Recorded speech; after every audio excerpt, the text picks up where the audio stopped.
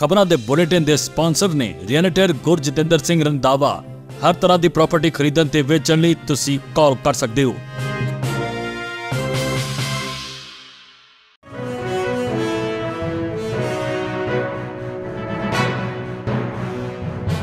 सत श्री अकाल, तुसीं वेख रहे हो पंजाब मेल USA TV। मैं हाँ संजीव यश खन्ना। खबरों के बुलेटिन दे विच स्वागत। सब तो पहला चोणवीआं खबरां। अमरीकी चोणां विच बाइडन नहीं, मिशेल ओबामा बेहतर है, रिपोर्ट्स पोल।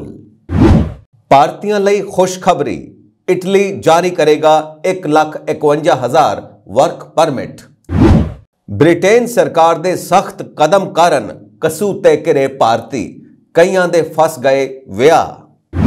स्टॉकटन गुरुद्वारा साहब विखे होई अमरीका दी दूजी किसान कन्वेंशन विच किसानी संघर्ष 2024 दी डटवीं हिमायत दा ऐलान। इजरायली दूतघर विच खुद नूं अग लगाउण तो बाद हवाई फौज दे कर्मचारी दी मौत हो गई। मैरीलैंड दे एक घर तो $30 लाख तो वध दी कीमत दी 30 किलो कोकेन मिली। गुरुद्वारा साहब सैलमा दे कीर्तनी सिंह दा गोली मार के कत्ल। हुण खबरां विस्तार दे विच।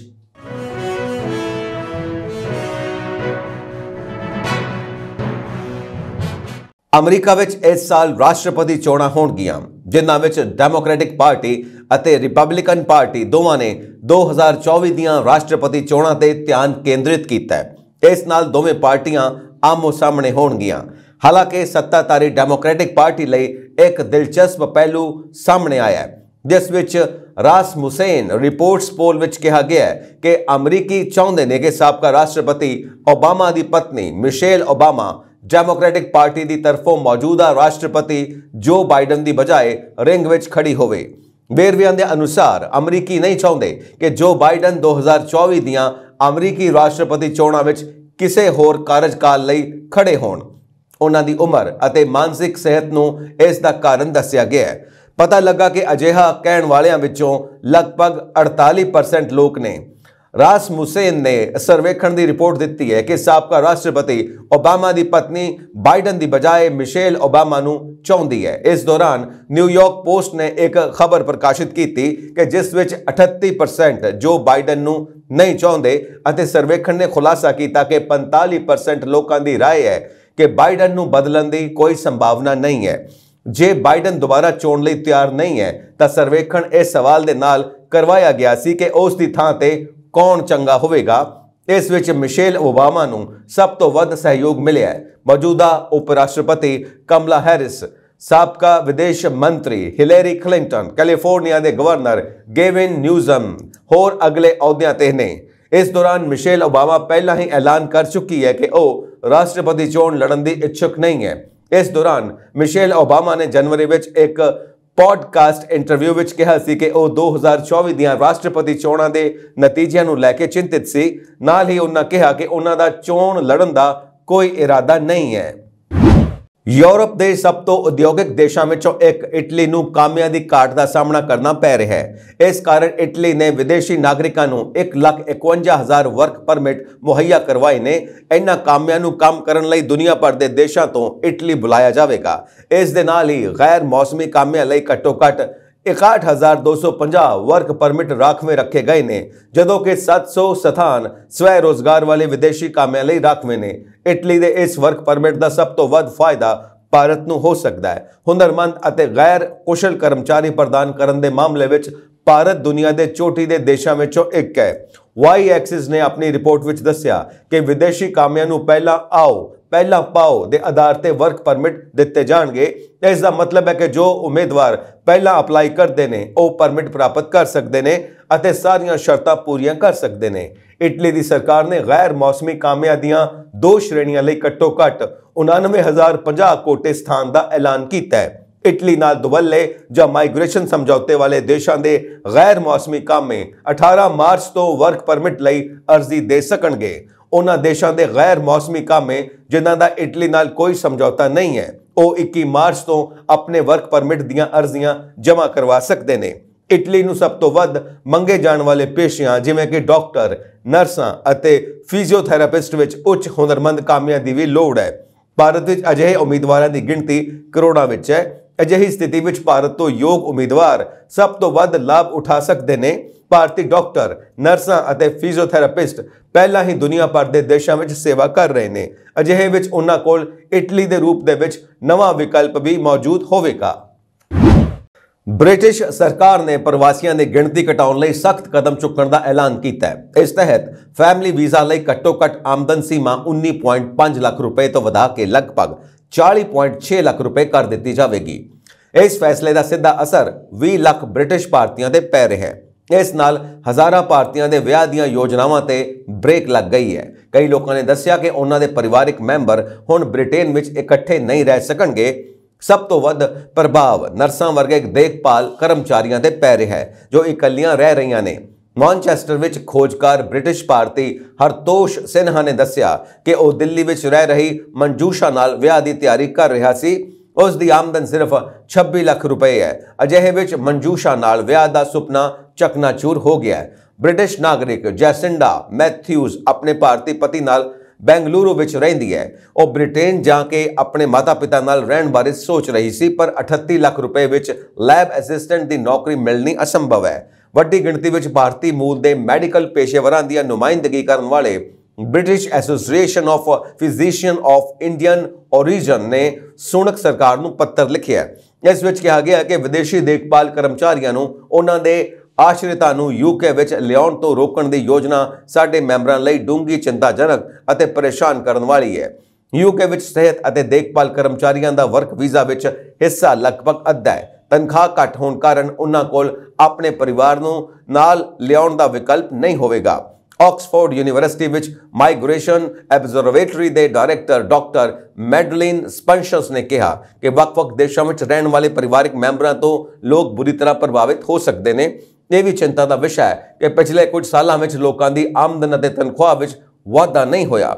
ਇਹਨਾਂ ਹਾਲਾਤਾਂ ਵਿੱਚ ਆਮਦਨ ਸੀਮਾ ਦੀ ਲੋੜ ਨੂੰ ਦੁੱਗਣੇ ਤੋਂ ਵੱਧ ਵਧਾਉਣ ਦਾ ਕੋਈ ਮਤਲਬ ਨਹੀਂ ਹੈ। ਇਸ ਨਾਲ ਘੱਟ ਆਮਦਨ ਵਾਲੇ ਬ੍ਰਿਟਿਸ਼ ਨਾਗਰਿਕਾਂ ਅਤੇ ਖਾਸ ਤੌਰ ਤੇ ਔਰਤਾਂ ਅਤੇ ਨੌਜਵਾਨਾਂ ਤੇ ਸਭ ਤੋਂ ਵੱਧ ਪ੍ਰਭਾਵ ਪਵੇਗਾ, ਜਿਨ੍ਹਾਂ ਨੂੰ ਘੱਟ ਤਨਖਾਹ ਦਿੱਤੀ ਜਾਂਦੀ ਹੈ। ਵਿਰੋਧੀ ਲੇਬਰ ਪਾਰਟੀ ਨੇ ਵੀ ਇਹ ਮੁੱਦਾ ਉਠਾਇਆ ਹੈ ਅਤੇ ਸਰਕਾਰ ਨੂੰ ਇਸ ਤੇ ਮੁੜ ਵਿਚਾਰ ਕਰਨ ਨੂੰ ਕਿਹਾ ਹੈ। ਫੈਮਿਲੀ ਵੀਜ਼ਾ ਸ਼੍ਰੇਣੀ ਦੇ ਤਹਿਤ ਬ੍ਰਿਟਿਸ਼ ਨਿਵਾਸੀ ਆਪਣੇ ਜੀਵਨ ਸਾਥੀ ਦੇ ਨਾਲ ਆਉਣ ਲਈ ਅਰਜ਼ੀ ਦੇ ਸਕਦੇ ਨੇ। ਇਸ ਕਾਰਨ ਪ੍ਰਵਾਸੀ ਭਾਰਤੀ ਵਿਆਹ ਦੀ ਯੋਜਨਾ ਦੇ ਨਾਲ ਇਸ ਲਈ ਅਰਜ਼ੀ ਦਿੰਦੇ ਨੇ।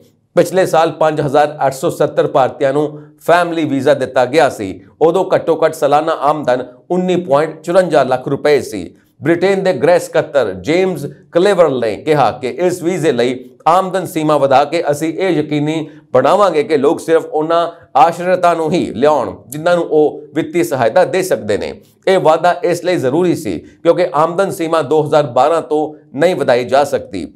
ਆਸਟ੍ਰੇਲੀਆ, ਅਮਰੀਕਾ, ਜਰਮਨੀ ਸਮੇਤ ਕਈ ਪੱਛਮੀ ਦੇਸ਼ਾਂ ਵਿੱਚ ਪ੍ਰਵਾਸੀਆਂ ਲਈ ਫੈਮਿਲੀ ਵੀਜ਼ਾ ਅਪਲਾਈ ਕਰਨ ਲਈ ਘੱਟੋ-ਘੱਟ ਆਮਦਨ ਦੀ ਕੋਈ ਸ਼ਰਤ ਨਹੀਂ ਹੈ।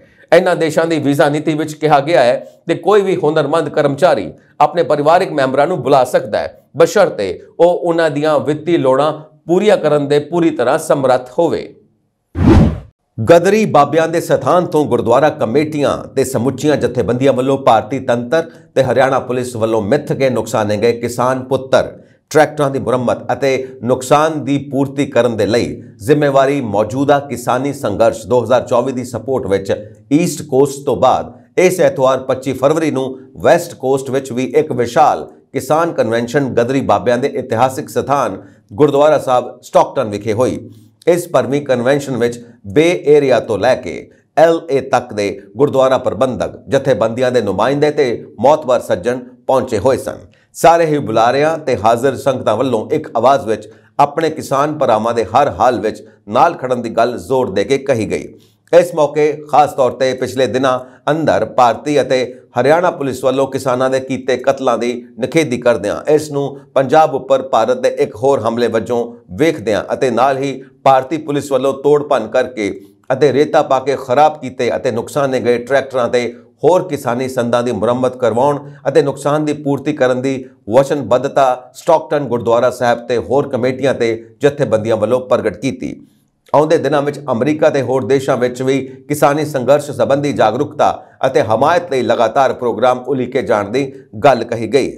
ਬੁਲਾਰਿਆਂ ਨੇ 31 ਮਾਰਚ ਨੂੰ ਹੋਣ ਵਾਲੀਆਂ ਖਾਲਿਸਤਾਨ ਰੈਫਰੈਂਡਮ ਦੀਆਂ ਵੋਟਾਂ ਵਿੱਚ ਸੰਗਤਾਂ ਨੂੰ ਵੱਡੀ ਗਿਣਤੀ ਵਿੱਚ ਪਹੁੰਚ ਕੇ ਵੋਟਾਂ ਪਾਉਣ ਦੀ ਅਪੀਲ ਕੀਤੀ। ਬੁਲਾਰਿਆਂ ਵਿੱਚ ਡਾਕਟਰ ਪ੍ਰਿਤਪਾਲ ਸਿੰਘ, ਜਨਰਲ ਸਕੱਤਰ ਭਾਈ ਅਮਰਜੀਤ ਸਿੰਘ ਤੁੰਗ, ਜਸਵੰਤ ਸਿੰਘ ਹੋਠੀ, ਰੇਸ਼ਮ ਸਿੰਘ ਬੇਕਰਜ਼ਫੀਲਡ, ਦਸ਼ਮੇਸ਼ ਸਿੰਘ ਟੁਲੇਰੀ, ਮਨਜੀਤ ਸਿੰਘ ਉੱਪਲ, ਬੀਬੀ ਸੁਰਿੰਦਰਜੀਤ ਕੌਰ, ਸੰਦੀਪ ਸਿੰਘ ਜੰਟੀ, ਸਾਬਕਾ ਸਕੱਤਰ ਕੁਲਦੀਪ ਸਿੰਘ ਨਿੱਜਰ, ਸੁਖਵਿੰਦਰ ਸਿੰਘ ਥਾਣਾ, ਜਸਵਿੰਦਰ ਸਿੰਘ ਜੰਟੀ, ਜਸਪਾਲ ਸਿੰਘ, ਜੋਤ ਸਿੰਘ ਅਤੇ ਹੋਰ ਵੀ ਬਹੁਤ ਸ਼ਖਸੀਅਤਾਂ ਪ੍ਰੋਗਰਾਮ ਵਿੱਚ ਸ਼ਾਮਿਲ ਸਨ।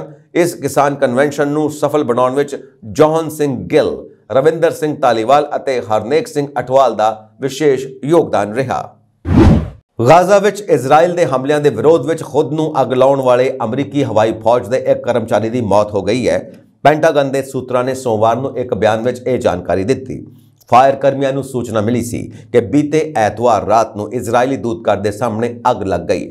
ਅੱਗ ਬੁਝਾਊ ਅਮਲੇ ਨੇ ਤੁਰੰਤ ਜਵਾਬ ਦਿੱਤਾ ਅਤੇ ਇਜ਼ਰਾਈਲੀ ਦੂਤਘਰ ਪਹੁੰਚ ਗਏ, ਜਿੱਥੇ ਇੱਕ ਵਿਅਕਤੀ ਨੇ ਆਪਣੇ ਆਪ ਨੂੰ ਅੱਗ ਲਗਾਉਣ ਕਾਰਨ ਅੱਗ ਦੀ ਲਪੇਟ ਵਿੱਚ ਆ ਗਿਆ। ਅੱਗ ਬੁਝਾਉਣ ਵਾਲੇ ਫਾਇਰ ਕਰਮੀਆਂ ਨੇ ਉਸ ਨੂੰ ਗੰਭੀਰ ਜ਼ਖਮੀ ਹਾਲਤ ਵਿੱਚ ਇੱਕ ਨਾਲ ਦੇ ਸਥਾਨਕ ਹਸਪਤਾਲ ਵਿੱਚ ਲਿਆਂਦਾ। ਹਸਪਤਾਲ ਸੂਤਰਾਂ ਨੇ ਦੱਸਿਆ ਕਿ ਉਸ ਦੀ ਹਾਲਤ ਕਾਫੀ ਨਾਜ਼ੁਕ ਬਣੀ ਹੋਈ ਹੈ। ਪੁਲਿਸ ਨੇ ਦੱਸਿਆ ਕਿ ਇਲਾਜ ਦੌਰਾਨ ਉਸ ਦੀ ਮੌਤ ਹੋ ਗਈ। ਫਿਲਿਸਤੀਨ ਛੱਡੋ, ਨਸਲਕੁਸ਼ੀ ਵਿੱਚ ਹਿੱਸਾ ਨਾ ਲਵੋ ਵਰਗੇ ਨਾਅਰੇ ਲਗਾਉਂਦੇ ਹੋਏ ਵਿਅਕਤੀ ਨੇ ਆਪਣੇ ਆਪ ਨੂੰ ਅੱਗ ਲਗਾ ਲਈ। ਇਸ ਦੀ ਵੀਡੀਓ ਵੀ ਸੋਸ਼ਲ ਮੀਡੀਆ ਤੇ ਵਾਇਰਲ ਹੋ ਗਈ ਸੀ। ਅਮਰੀਕੀ ਹਵਾਈ ਸੈਨਾ ਨੇ ਇਸ ਦਾ ਜਵਾਬ ਦਿੱਤਾ ਅਤੇ ਪਾਇਆ ਕਿ ਜਿਸ ਵਿਅਕਤੀ ਨੇ ਵਿਰੋਧ ਕਰਨ ਅਤੇ ਆਪਣੇ ਆਪ ਨੂੰ ਅੱਗ ਲਗਾ ਕੇ ਆਤਮ ਹੱਤਿਆ ਦੀ ਕੋਸ਼ਿਸ਼ ਕੀਤੀ, 2 ਦਿਨ ਤੋਂ ਬਾਅਦ ਹਸਪਤਾਲ ਵਿੱਚ ਉਸ ਦੀ ਮੌਤ ਹੋ ਗਈ ਹੈ। ਬੀਤੇ ਦਿਨ ਅਮਰੀਕਾ ਦੇ ਸੂਬੇ ਮੈਰੀਲੈਂਡ ਦੇ ਪੁਲਿਸ ਅਧਿਕਾਰੀਆਂ ਦਾ ਕਹਿਣਾ ਹੈ ਕਿ ਉਹਨਾਂ ਨੇ ਇੱਕ 37 ਸਾਲਾ ਵਿਲੀਅਮਸ ਕੁਇੰਟਾਨਾਲਾ ਬੈਲਟਰਾਨ ਨਾਂ ਦੇ ਇੱਕ ਵਿਅਕਤੀ ਨੂੰ ਗ੍ਰਿਫਤਾਰ ਕੀਤਾ, ਜੋ ਕਈ ਨਸ਼ੀਲੇ ਪਦਾਰਥਾਂ ਨਾਲ ਸੰਬੰਧਿਤ ਅਪਰਾਧਾਂ ਦਾ ਉਸ ਉੱਤੇ ਦੋਸ਼ ਲਗਾਏ ਗਏ ਨੇ। ਪੁਲਿਸ ਨੇ ਜਦੋਂ ਉਸ ਦੇ ਘਰ ਦੀ ਤਲਾਸ਼ੀ ਲਈ ਤਾਂ ਉਸ ਦੇ ਘਰ ਤੋਂ ਲਗਭਗ 30 ਕਿਲੋ ਕੋਕੇਨ ਬਰਾਮਦ ਹੋਈ। ਅਧਿਕਾਰੀਆਂ ਨੇ ਘੋਸ਼ਣਾ ਕੀਤੀ। ਮੈਰੀਲੈਂਡ ਸੂਬੇ ਪ੍ਰਿੰਸ ਜਾਰਜ ਕਾਉਂਟੀ ਦੇ ਪੁਲਿਸ ਵਿਭਾਗ ਨੇ ਕਿਹਾ ਕਿ ਜਾਸੂਸਾਂ ਨੇ ਵਿਲੀਅਮਸ ਕੁਇੰਟਾਨਾਲਾ ਬੈਲਟਰਾਨ ਨਾਮੀ ਸਮਗਲਰ ਦੇ ਘਰ ਤੇ ਤਲਾਸ਼ੀ ਵਾਰੰਟ ਨੂੰ ਅੰਜਾਮ ਦਿੱਤਾ, ਜਿੱਥੇ ਉਹਨਾਂ ਨੂੰ ਕੋਕੇਨ ਦੇ ਨਾਲ ਫੈਂਟਾਨਿਲ ਨਾਲ ਭਰੀ 25 ਔਂਸ ਕੋਕੇਨ, 37 ਗ੍ਰਾਮ ਮੈਥਾਸਪੇਟਮਾਈਨ ਅਤੇ $120,000 ਤੋਂ ਵੱਧ ਦੀ ਨਕਦੀ ਵੀ ਮਿਲੀ। ਪੁਲਿਸ ਅਨੁਸਾਰ ਜ਼ਬਤ ਕੀਤੇ ਗਏ ਨਸ਼ੀਲੇ ਪਦਾਰਥਾਂ ਦੀ ਕੁੱਲ ਕੀਮਤ $3 ਮਿਲੀਅਨ ਤੋਂ ਵੱਧ ਹੈ। ਪੁਲਿਸ ਨੇ ਵਿਲੀਅਮਸ ਕੁਇੰਟਾਨਾਲਾ ਬੈਲਟਰਾਨ ਨਾਂ ਦੇ ਸਮਗਲਰ ਤੇ ਨਸ਼ੀਲੇ ਪਦਾਰਥਾਂ ਨਾਲ ਸੰਬੰਧਿਤ ਕਈ ਅਪਰਾਧਾਂ ਦੇ ਦੋਸ਼ ਲਗਾਏ ਨੇ ਅਤੇ ਉਹ ਜੇਲ੍ਹ ਵਿੱਚ ਨਜ਼ਰਬੰਦ ਹੈ ਅਤੇ ਉਸ ਨੂੰ ਨੋ ਬੌਂਡ ਸਟੇਟਸ ਤੇ ਰੱਖਿਆ ਗਿਆ ਹੈ। ਫ੍ਰੀ ਜ਼ੋਨ ਦੇ ਨਜ਼ਦੀਕ ਪੈਂਦੇ ਸੈਲਮਾ ਸਿਟੀ ਦੇ ਗੁਰਦੁਆਰਾ ਸਾਹਿਬ ਦੇ ਬਾਹਰ ਬੀਤੀ ਰਾਤ ਕਿਸੇ ਅਣਪਛਾਤੇ ਵਿਅਕਤੀ ਨੇ ਗੁਰਦੁਆਰਾ ਸਾਹਿਬ ਦੇ ਕੀਰਤਨੀ ਭਾਈ ਰਾਜ ਸਿੰਘ ਨੂੰ ਗੋਲੀ ਮਾਰ ਕੇ ਹਲਾਕ ਕਰ ਦਿੱਤਾ। ਘਟਨਾ ਮੌਕੇ 29 ਸਾਲਾ ਭਾਈ ਰਾਜ ਸਿੰਘ ਗੁਰਦੁਆਰਾ ਸਾਹਿਬ ਦੇ ਬਾਹਰ ਸੈਰ ਕਰ ਰਹੇ ਸਨ ਜਦੋਂ ਕਿਸੇ ਅਣਪਛਾਤੇ ਹਮਲਾਵਰ ਵੱਲੋਂ ਉਹਨਾਂ ਤੇ ਅਚਾਨਕ ਹਮਲਾ ਕਰ ਦਿੱਤਾ ਗਿਆ। ਇਸ ਹਮਲੇ ਤੋਂ ਬਾਅਦ ਭਾਈ ਰਾਜ ਸਿੰਘ ਕੁਝ ਦੂਰੀ ਤੱਕ ਭੱਜੇ ਅਤੇ ਉਹਨਾਂ ਨੇ ਗੁਰਦੁਆਰਾ ਸਾਹਿਬ ਦੇ ਅੰਦਰ ਰਹਿ ਰਹੇ ਆਪਣੇ ਸਾਥੀ ਨੂੰ ਫੋਨ ਕੀਤਾ ਅਤੇ ਦੱਸਿਆ ਕਿ ਮੇਰੇ ਤੇ ਹਮਲਾ ਹੋ ਗਿਆ ਅਤੇ ਮੈਨੂੰ ਬਚਾ ਲਵੋ। ਜਦੋਂ ਉਹ ਸਾਥੀ ਬਾਹਰ ਆਏ ਤਾਂ ਉਸ ਸਮੇਂ ਤੱਕ ਹਮਲਾਵਰ ਫਰਾਰ ਹੋ ਚੁੱਕੇ ਸਨ। ਉਸ ਦੇ ਸਾਥੀ ਨੇ ਹੀ ਪੁਲਿਸ ਨੂੰ ਕਾਲ ਕੀਤੀ, ਜਿਸ ਤੇ ਸੁਰੱਖਿਆ ਦਸਤੇ ਅਤੇ ਐਂਬੂਲੈਂਸ ਮੌਕੇ ਤੇ ਪਹੁੰਚ ਗਏ। ਉਹਨਾਂ ਆਉਂਦਿਆਂ ਹੀ ਭਾਈ ਰਾਜ ਸਿੰਘ ਨੂੰ CPR ਦੇਣ ਦੀ ਕੋਸ਼ਿਸ਼ ਕੀਤੀ, ਉਪਰੰਤ ਉਹਨਾਂ ਨੂੰ ਹਸਪਤਾਲ ਲੈ ਗਏ, ਜਿੱਥੇ ਉਹਨਾਂ ਨੂੰ ਮ੍ਰਿਤਕ ਐਲਾਨ ਕਰ ਦਿੱਤਾ ਗਿਆ। ਜ਼ਿਕਰਯੋਗ ਹੈ ਕਿ ਇਸ ਇਲਾਕੇ ਵਿੱਚ ਕਾਫੀ ਬੇਘਰੇ ਲੋਕ ਰਹਿੰਦੇ ਨੇ। ਪੁਲਿਸ ਇਸ ਕਤਲ ਦੀ ਵੱਖ-ਵੱਖ ਪਹਿਲੂਆਂ ਤੋਂ ਜਾਂਚ ਕਰ ਰਹੀ ਹੈ। ਮ੍ਰਿਤਕ ਗ੍ਰੰਥੀ ਸਿੰਘ ਦਾ ਪਿਛੋਕੜ ਪਿੰਡ ਸਾਹੂਵਾਲ, ਜ਼ਿਲ੍ਹਾ ਬਿਜਨੌਰ, ਉੱਤਰ ਪ੍ਰਦੇਸ਼ ਸੀ। ਉਹ ਤਕਰੀਬਨ 1.5 ਸਾਲਾਂ ਤੋਂ ਗੁਰਦੁਆਰਾ ਸਾਹਿਬ ਸੈਲਮਾ ਵਿੱਚ ਕੀਰਤਨੀ ਸਿੰਘ ਵਜੋਂ ਸੇਵਾ ਨਿਭਾ ਰਹੇ ਸਨ।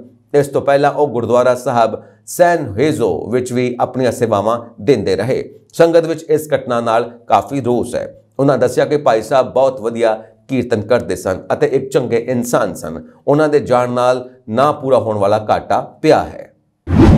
ਅਮਰੀਕਾ ਦੇ ਰਾਸ਼ਟਰਪਤੀ ਜੋ ਬਾਈਡਨ ਨੇ ਕਿਹਾ ਕਿ ਜੇਕਰ ਹਮਾਸ ਵੱਲੋਂ ਬੰਦਕ ਬਣਾਏ ਗਏ ਲੋਕਾਂ ਦੀ ਰਿਹਾਈ ਬਾਰੇ ਕੋਈ ਸਮਝੌਤਾ ਹੋ ਜਾਂਦਾ ਹੈ ਤਾਂ ਇਜ਼ਰਾਈਲ ਰਮਜ਼ਾਨ ਦੌਰਾਨ ਗਾਜ਼ਾ ਵਿੱਚ ਅੱਤਵਾਦੀਆਂ ਵਿਰੁੱਧ ਹਮਲੇ ਰੋਕਣ ਲਈ ਤਿਆਰ ਹੈ। ਅਮਰੀਕਾ, ਮਿਸਰ ਅਤੇ ਕਤਰ ਦੇ ਵਾਰਤਾਕਾਰ ਇੱਕ ਅਜਿਹਾ ਸਮਝੌਤਾ ਕਰਵਾਉਣ ਦੀ ਕੋਸ਼ਿਸ਼ ਕਰ ਰਹੇ ਨੇ, ਜਿਸ ਤਹਿਤ ਫਿਲਿਸਤੀਨੀ ਕੈਦੀਆਂ ਦੀ ਰਿਹਾਈ ਅਤੇ 6 ਹਫ਼ਤਿਆਂ ਦੀ ਜੰਗਬੰਦੀ ਦੇ ਬਦਲੇ ਵਿੱਚ ਹਮਾਸ ਕੁਝ ਬੰਦਕਾਂ ਨੂੰ ਰਿਹਾ ਕਰੇਗਾ। ਇਸ ਅਸਥਾਈ ਜੰਗਬੰਦੀ ਦੌਰਾਨ ਬਾਕੀ ਬੰਦਕਾਂ ਦੀ ਰਿਹਾਈ ਤੇ ਗੱਲਬਾਤ ਜਾਰੀ ਰਹੇਗੀ।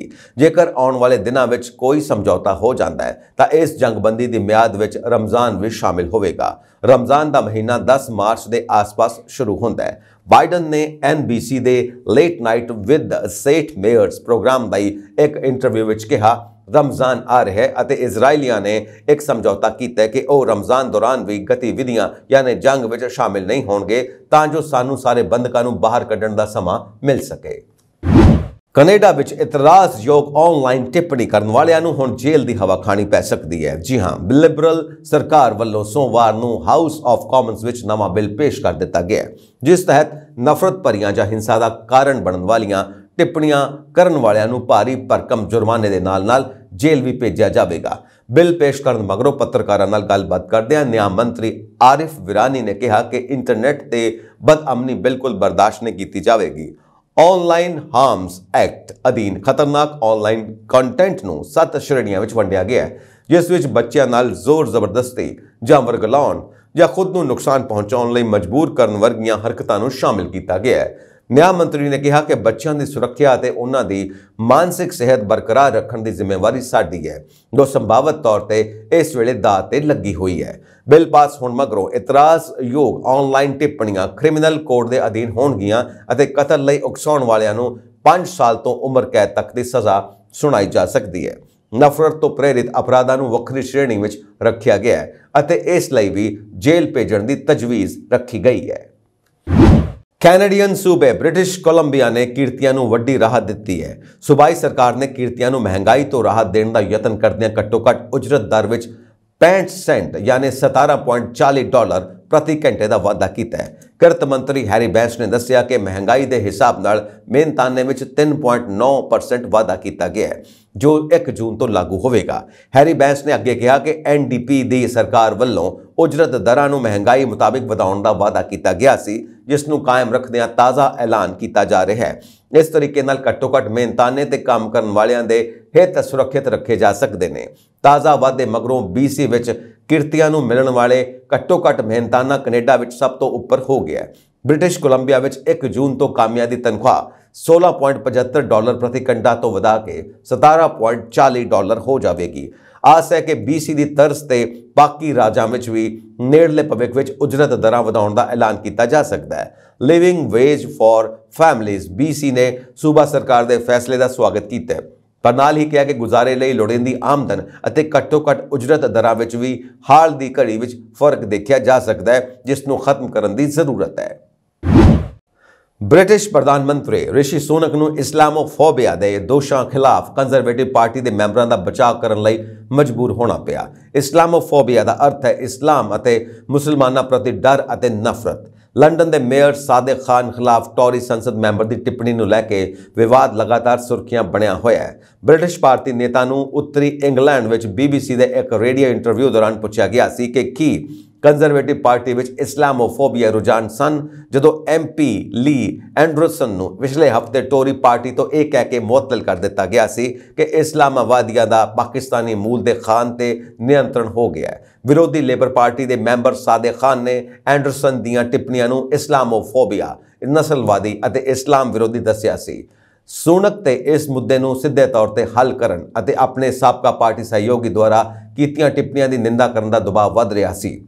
ਇਸ ਸਵਾਲ ਦੇ ਜਵਾਬ ਵਿੱਚ ਕਿ ਕੀ ਕੰਜ਼ਰਵੇਟਿਵ ਪਾਰਟੀ ਵਿੱਚ ਇਸਲਾਮੋਫੋਬੀਆ ਦੀ ਸਮੱਸਿਆ ਹੈ, ਸੁਨਕ ਨੇ ਕਿਹਾ, ਨਹੀਂ, ਬਿਲਕੁਲ ਨਹੀਂ। ਮੈਨੂੰ ਲੱਗਦਾ ਕਿ ਸਾਡੀਆਂ ਸਾਰਿਆਂ ਦੀਆਂ ਜ਼ਿੰਮੇਵਾਰੀਆਂ ਨੇ ਕਿ ਖਾਸ ਤੌਰ ਤੇ ਸੰਸਦ ਲਈ ਚੁਣੇ ਗਏ ਲੋਕਾਂ ਦੀਆਂ ਆਪਣੀ ਬਹਿਸ ਨੂੰ ਅਜਿਹੀ ਦਿਸ਼ਾ ਵੱਲ ਨਾ ਚਲਾਉਣ ਜੋ ਦੂਜਿਆਂ ਲਈ ਨੁਕਸਾਨਦੇਹ ਹੋਵੇ। ਲੀ ਐਂਡਰਸਨ ਦੇ ਵਿਵਾਦਿਤ ਬਿਆਨ ਬਾਰੇ ਪੁੱਛੇ ਜਾਣ ਤੇ ਪ੍ਰਧਾਨ ਮੰਤਰੀ ਨੇ ਕਿਹਾ, ਲੀ ਦੇ ਬਿਆਨ ਸਵੀਕਾਰਯੋਗ ਨਹੀਂ ਹਨ, ਉਹ ਗਲਤ ਸਨ ਅਤੇ ਇਸ ਲਈ ਉਹਨਾਂ ਨੇ ਉਸ ਨੂੰ ਮੁਅੱਤਲ ਕਰ ਦਿੱਤਾ ਹੈ। ਯੋਗ ਗੁਰੂ ਬਾਬਾ ਰਾਮਦੇਵ ਦੇ ਪਤੰਜਲੀ ਆਯੁਰਵੇਦ ਨੂੰ ਸੁਪਰੀਮ ਕੋਰਟ ਤੋਂ ਵੱਡਾ ਝਟਕਾ ਲੱਗਾ ਹੈ। ਮੰਗਲਵਾਰ ਨੂੰ ਅਦਾਲਤ ਨੇ ਪਤੰਜਲੀ ਦੀਆਂ ਦਵਾਈਆਂ ਦੇ ਪ੍ਰਚਾਰ ਤੇ ਰੋਕ ਲਗਾਉਣ ਦਾ ਅੰਤਰਿਮ ਹੁਕਮ ਜਾਰੀ ਕੀਤਾ ਹੈ। ਇਸ ਤੋਂ ਇਲਾਵਾ ਬਾਬਾ ਰਾਮਦੇਵ ਅਤੇ ਆਚਾਰਿਆ ਬਾਲਕ੍ਰਿਸ਼ਨ ਨੂੰ ਪੁਰਾਣੇ ਹੁਕਮਾਂ ਦੀ ਉਲੰਘਣਾ ਕਰਨ ਤੇ ਮਾਨਹਾਨੀ ਦਾ ਨੋਟਿਸ ਵੀ ਜਾਰੀ ਕੀਤਾ ਗਿਆ ਹੈ। ਸੁਣਵਾਈ ਦੌਰਾਨ ਅਦਾਲਤ ਨੇ ਕੇਂਦਰ ਸਰਕਾਰ ਨੂੰ ਵੀ ਫਟਕਾਰ ਲਗਾਈ ਹੈ। ਇਸ ਮਾਮਲੇ ਦੀ ਸੁਣਵਾਈ ਭਾਰਤ ਦੀ ਸੁਪਰੀਮ ਕੋਰਟ ਵਿੱਚ ਜਸਟਿਸ ਹਿਮਾ ਕੋਹਲੀ ਅਤੇ ਜਸਟਿਸ ਇਹਾਸੁਦੀਨ ਅਮਨਤੁੱਲਾ ਦੀ ਬੈਂਚ ਕਰ ਰਹੀ ਹੈ। ਬਾਰ ਐਂਡ ਬੈਂਚ ਦੀ ਰਿਪੋਰਟ ਮੁਤਾਬਿਕ ਅਦਾਲਤ ਦਾ ਕਹਿਣਾ ਹੈ ਕਿ ਪਤੰਜਲੀ ਨੇ ਇਹ ਦਾਅਵਾ ਕਰਕੇ ਦੇਸ਼ ਨੂੰ ਧੋਖਾ ਦਿੱਤਾ ਕਿ ਉਸ ਦੀਆਂ ਦਵਾਈਆਂ ਨਾਲ ਕੁਝ ਬਿਮਾਰੀਆਂ ਠੀਕ ਹੋ ਸਕਦੀਆਂ ਨੇ, ਜਦਕਿ ਇਸ ਦਾ ਕੋਈ ਸਬੂਤ ਨਹੀਂ ਹੈ। ਇਸ ਦੌਰਾਨ ਅਦਾਲਤ ਨੇ ਇੱਕ ਆਦੇਸ਼ ਜਾਰੀ ਕੀਤਾ ਹੈ ਕਿ ਪਤੰਜਲੀ ਆਪਣੇ ਕਿਸੇ ਵੀ ਫਾਰਮਾਸਿਊਟੀਕਲ ਉਤਪਾਦ ਦਾ ਪ੍ਰਚਾਰ ਨਹੀਂ ਕਰੇਗੀ ਜੋ ਡਰੱਗਸ ਐਂਡ ਮੈਜਿਕ ਰੈਮੇਡੀਜ਼ ਇਤਰਾਜ਼ਯੋਗ ਇਸ਼ਤਿਹਾਰ ਐਕਟ ਵਿੱਚ ਦੱਸੀਆਂ ਬਿਮਾਰੀਆਂ ਨੂੰ ਠੀਕ ਕਰਨ ਦਾ ਦਾਅਵਾ ਕਰਦੀ ਹੈ। ਨਾਲ ਹੀ ਅਦਾਲਤ ਨੇ ਹੁਕਮ ਜਾਰੀ ਕੀਤੇ ਕਿ ਪਤੰਜਲੀ ਨੂੰ ਦਵਾਈ ਦੇ ਕਿਸੇ ਹੋਰ ਰੂਪ ਦੇ ਖਿਲਾਫ ਅਜਿਹੇ ਬਿਆਨ ਜਾਂ ਦਾਅਵੇ ਨਹੀਂ ਕਰਨੇ ਚਾਹੀਦੇ। ਸੁਪਰੀਮ ਕੋਰਟ ਨੇ ਗੁੰਮਰਾਹ ਕਰਨ ਵਾਲੇ ਇਸ਼ਤਿਹਾਰਾਂ ਤੇ ਸਾਲ 2022 ਵਿੱਚ ਪਟੀਸ਼ਨ ਦਾਇਰ ਹੋਣ ਤੋਂ ਬਾਅਦ ਵੀ ਕਾਰਵਾਈ ਨਾ ਕਰਨ ਤੇ ਕੇਂਦਰ ਸਰਕਾਰ ਨੂੰ ਤਾੜਨਾ ਕੀਤੀ। ਅਦਾਲਤ ਨੇ ਕਿਹਾ, ਪੂਰੇ ਦੇਸ਼ ਨੂੰ ਧੋਖਾ ਦਿੱਤਾ ਗਿਆ। ਤੁਸੀਂ 2 ਸਾਲ ਇੰਤਜ਼ਾਰ ਕੀਤਾ ਜਦੋਂ ਕਿ ਡਰੱਗ ਐਕਟ ਕਹਿੰਦਾ ਹੈ ਕਿ ਇਹ ਮਨਾਹੀ ਹੈ। ਅਦਾਲਤ ਵੱਲੋਂ ਮਾਣਹਾਨੀ ਦਾ ਨੋਟਿਸ ਵੀ ਜਾਰੀ ਕੀਤਾ ਗਿਆ ਹੈ। ਹੁਕਮ ਵਿੱਚ ਕਿਹਾ ਗਿਆ ਕਿ ਅਸੀਂ ਬਾਬਾ ਰਾਮਦੇਵ ਅਤੇ ਆਚਾਰਿਆ ਬਾਲਕ੍ਰਿਸ਼ਨ ਨੂੰ ਕਾਰਨ ਦੱਸੋ ਨੋਟਿਸ ਜਾਰੀ ਕਰਦੇ ਹਾਂ ਕਿ ਉਹਨਾਂ ਵਿਰੁੱਧ ਅਦਾਲਤੀ ਮਾਣਹਾਨੀ ਦੀ ਕਾਰਵਾਈ ਕਿਉਂ ਨਾ ਕੀਤੀ ਜਾਵੇ। ਜਵਾਬ 2 ਹਫ਼ਤਿਆਂ ਦੇ ਅੰਦਰ ਦਿੱਤਾ ਜਾਣਾ ਚਾਹੀਦਾ ਹੈ। ਦਰਅਸਲ IMA ਯਾਨੀ ਇੰਡੀਅਨ ਮੈਡੀਕਲ ਐਸੋਸੀਏਸ਼ਨ ਦੀ ਤਰਫੋਂ ਇੱਕ ਪਟੀਸ਼ਨ ਦਾਇਰ ਕੀਤੀ ਗਈ ਸੀ। ਇਸ ਪਟੀਸ਼ਨ ਰਾਹੀਂ ਦੋਸ਼ ਲਗਾਇਆ ਗਿਆ ਸੀ ਕਿ ਯੋਗ ਗੁਰੂ ਅਤੇ ਉਹਨਾਂ ਦੀ ਕੰਪਨੀ ਵੱਲੋਂ ਕੋਵਿਡ-19 ਵੈਕਸੀਨ ਮੁਹਿੰਮ ਅਤੇ ਆਧੁਨਿਕ ਦਵਾਈ ਵਿਰੁੱਧ ਮੁਹਿੰਮ ਚਲਾਈ ਗਈ। ਨਵੰਬਰ 4 ਵਿੱਚ ਵੀ ਸੁਪਰੀਮ ਕੋਰਟ ਨੇ ਹਰ ਝੂਠੇ ਦਾਅਵੇ ਤੇ 1 ਕਰੋੜ ਰੁਪਏ ਦਾ ਜੁਰਮਾਨਾ ਲਾਉਣ ਦੀ ਚੇਤਾਵਨੀ ਦਿੱਤੀ ਸੀ। ਮੁੱਖ ਮੰਤਰੀ ਭਗਵੰਤ ਮਾਨ ਦੀ ਅਗਵਾਈ ਵਾਲੀ ਆਪ ਸਰਕਾਰ ਵੱਲੋਂ ਪੰਜਾਬ ਪੁਲਿਸ ਦੀ ਐਂਟੀ ਹਿਊਮਨ ਟ੍ਰੈਫਿਕਿੰਗ ਯੂਨਿਟ ਨੂੰ ਮਜ਼ਬੂਤ ਕਰਨ ਲਈ ਵਿਸ਼ੇਸ਼ ਕਦਮ ਚੁੱਕੇ ਜਾ ਰਹੇ ਨੇ। ਅੱਜ ਇਸ ਯੂਨਿਟ ਦੇ ਕਾਫਲੇ ਵਿੱਚ ਸ਼ਾਮਿਲ 410 ਹਾਈਟੈਕ ਗੱਡੀਆਂ ਮੁੱਖ ਮੰਤਰੀ ਨੂੰ ਸੌਂਪੀਆਂ ਗਈਆਂ। ਇਸ ਨੂੰ ਭਗਵੰਤ ਮਾਨ ਨੇ ਹਰੀ ਝੰਡੀ ਦੇ ਕੇ ਰਵਾਨਾ ਕੀਤਾ। ਇਸ ਸੰਬੰਧੀ ਅੱਜ ਦੁਪਹਿਰ 12 ਵਜੇ ਫਿਲੌਰ ਅਕੈਡਮੀ ਵਿਖੇ ਸਮਾਗਮ ਦਾ ਆਯੋਜਨ ਕੀਤਾ ਗਿਆ। ਦੱਸਿਆ ਜਾ ਰਿਹਾ ਹੈ ਕਿ ਔਰਤਾਂ ਦੀ ਸੁਰੱਖਿਆ ਲਈ ਵੱਖਰੇ ਵਾਹਨ ਤੈਨਾਤ ਕੀਤੇ ਜਾਣਗੇ। ਤੁਹਾਨੂੰ ਦੱਸ ਦਈਏ ਕਿ ਪੰਜਾਬ ਸਰਕਾਰ ਵੱਲੋਂ ਸੜਕ ਹਾਦਸਿਆਂ ਵਿੱਚ ਹੋਣ ਵਾਲੀਆਂ ਮੌਤਾਂ ਨੂੰ ਰੋਕਣ ਲਈ ਰੋਡ ਸੇਫਟੀ ਫੋਰਸ ਦਾ ਗਠਨ ਕੀਤਾ ਗਿਆ ਹੈ। ਟ੍ਰੈਫਿਕ ਪ੍ਰਬੰਧਾਂ ਦੇ ਨਾਲ-ਨਾਲ ਉਕਤ ਵਾਹਨ ਹਾਦਸਿਆਂ ਨੂੰ ਰੋਕਣ ਲਈ ਮੁਸੀਬਤ ਵਿੱਚ ਲੋੜਵੰਦਾਂ ਦੀ ਮਦਦ ਵੀ ਕਰਨਗੇ। ਪੰਜਾਬ ਦੇਸ਼ ਦਾ ਪਹਿਲਾ ਸੂਬਾ ਹੈ ਜਿੱਥੇ ਸੜਕ ਹਾਦਸਿਆਂ ਨੂੰ ਰੋਕਣ ਲਈ ਫੋਰਸ ਬਣਾਈ ਗਈ ਹੈ। ਅੰਕੜਿਆਂ ਮੁਤਾਬਕ ਪੰਜਾਬ ਵਿੱਚ ਹਰ ਰੋਜ਼ 17 ਤੋਂ 18 ਲੋਕ ਸੜਕ ਹਾਦਸਿਆਂ ਵਿੱਚ ਆਪਣੀ ਜਾਨ ਗਵਾ ਬੈਠਦੇ ਨੇ। ਪੰਜਾਬ ਵਿੱਚ ਅੱਜ ਅਤੇ ਕੱਲ ਮੌਸਮ ਸਾਫ਼ ਰਹੇਗਾ। ਇਸ ਦੇ ਨਾਲ ਹੀ 1 ਮਾਰਚ ਤੋਂ ਮੌਸਮ ਪੂਰੀ ਤਰ੍ਹਾਂ ਬਦਲ ਜਾਵੇਗਾ। ਪੱਛਮੀ ਹਿਮਾਲਿਆ ਖੇਤਰ ਵਿੱਚ ਪੱਛਮੀ ਗੜਬੜੀ ਇੱਕ ਵਾਰ ਫਿਰ ਸਰਗਰਮ ਹੋਣ ਲੱਗੀ ਹੈ। ਇਸ ਕਾਰਨ ਠੰਡ ਵੀ ਵਧੇਗੀ। ਅਜਿਹੇ ਵਿੱਚ ਮੌਸਮ ਵਿਭਾਗ ਵੱਲੋਂ ਯੈਲੋ ਅਲਰਟ ਜਾਰੀ ਕੀਤਾ ਗਿਆ ਹੈ। 1 ਮਾਰਚ ਤੋਂ 3 ਮਾਰਚ ਤੱਕ ਸੂਬੇ ਵਿੱਚ ਕਈ ਥਾਵਾਂ ਤੇ 30 ਤੋਂ 40 ਕਿਲੋਮੀਟਰ ਪ੍ਰਤੀ ਘੰਟੇ ਦੀ ਰਫ਼ਤਾਰ ਨਾਲ ਹਵਾਵਾਂ ਚੱਲਣਗੀਆਂ। ਕੁਝ ਥਾਵਾਂ ਤੇ ਮੀਂਹ, ਤੂਫਾਨ ਅਤੇ ਗੜੇ ਪੈਣ ਦੀ ਸੰਭਾਵਨਾ ਹੈ। ਅਜਿਹੇ ਵਿੱਚ ਲੋਕਾਂ ਨੂੰ ਸਾਵਧਾਨ ਰਹਿਣ ਦੀ ਲੋੜ ਹੈ। ਮੌਸਮ ਵਿੱਚ ਆਏ ਬਦਲਾਅ ਕਾਰਨ ਘੱਟੋ-ਘੱਟ ਅਤੇ ਵੱਧ ਤੋਂ ਵੱਧ ਤਾਪਮਾਨ ਵਿੱਚ ਉਤਰਾਅ ਚੜ੍ਹਾਅ ਜਾਰੀ ਹੈ।